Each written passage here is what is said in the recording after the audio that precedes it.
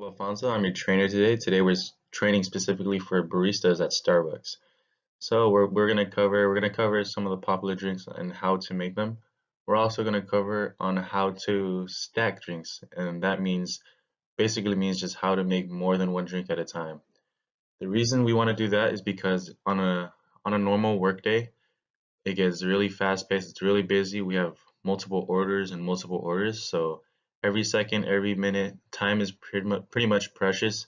We can't waste it, and we have to be very efficient with the time that we have. Started, we're gonna go ahead and take a look at today's lesson, which will be learning how to make frappuccinos.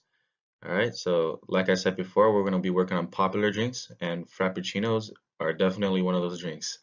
So on the top, you can see three drinks. On the left, we can see the caramel frappuccino. Beside it would be the Java chip frappuccino, and the last one would be the vanilla bean frappuccino. All three of these drinks are very popular, but today I'm just going to focus on two of them. So we're going to work on the caramel frappuccino and the vanilla bean frappuccino.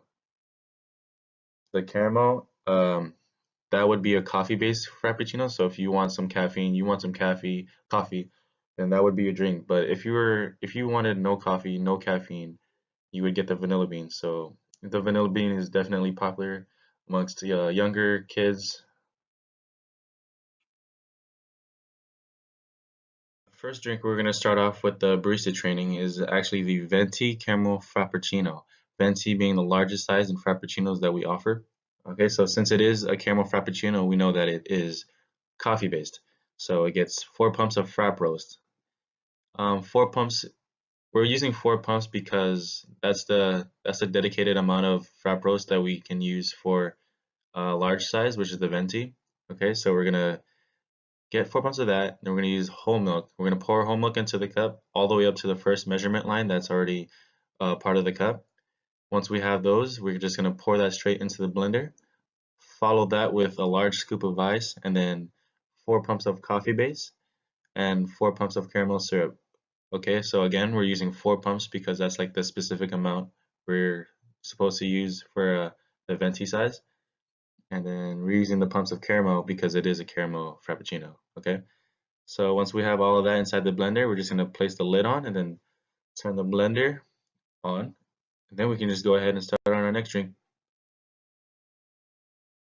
Alright, so while the caramel frappuccino is blending, we can start on the next drink, which is the Venti Vanilla Bean Cream Frappuccino. Okay, so notice it also says venti and it also says cream in the name. So we're gonna go ahead and skip the frap roast since it is not a coffee base, it's cream based. We're gonna just go ahead and pour the milk in the cup all the way up to the first measurement line like before. Then once we have our measurement milk, we're gonna pour that into the blender, followed again by a large scoop of ice. Same process. And then we're gonna use 4 pumps of cream base. Okay, so remember 4 pumps for the venti. And then since it's a cream-based frappuccino, we're just gonna use the cream base instead of the coffee base. All right, so next we're gonna use vanilla bean powder, 4 scoops of that as well. And once we have all that inside the blender, we're pretty much done for that drink. So we're just gonna lid that and then start blending again. And while that's blending, we're gonna go ahead and go back to the caramel frappuccino.